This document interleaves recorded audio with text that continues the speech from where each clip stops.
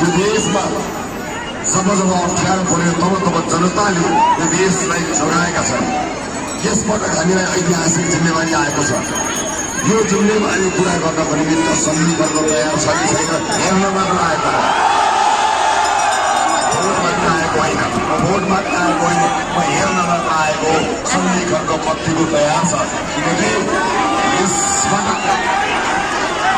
यसपटक मतपत्रमा सुन्नुहोला, यसपटक मतपत्रमा छाप मात्र होइन सुनामी आउनुपर्छ। सुनामी 37 वर्षसम्म यो देशलाई अन्धकारमा राखेर हामीलाई रुवाउँदै लखेटेकाहरूलाई प्रतिशोध होइन हिसाब चाहिँ माग्नुपर्छ। हिसाब खाली पसिना बगाइरहेको दाजुभाइ दिदीबहिनीहरूको भविष्यमाथि भएको खेलगाडको हिसाब माग्ने हो। उद्योग कल कारखाना बन्द गराएर रोजगारी बन्द गरेको हिसाब माग्ने हो। भ्रष्टाचार गरेको हिसाब, भ्रष्टाचार गरेर थुपारेको कालो धनलाई एआई भनेको हिसाब माग्ने हो।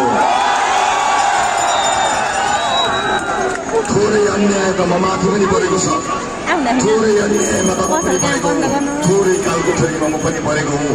मेरो अन्यायको हिसाब म गर्दै गरौँला।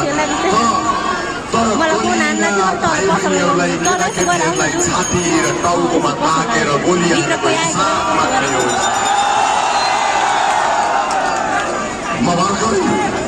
म भर्खरै शहीद परिवारलाई भेटेर आएको, भर्खरै यहीँका शहीद परिवारलाई भेटेर आएको।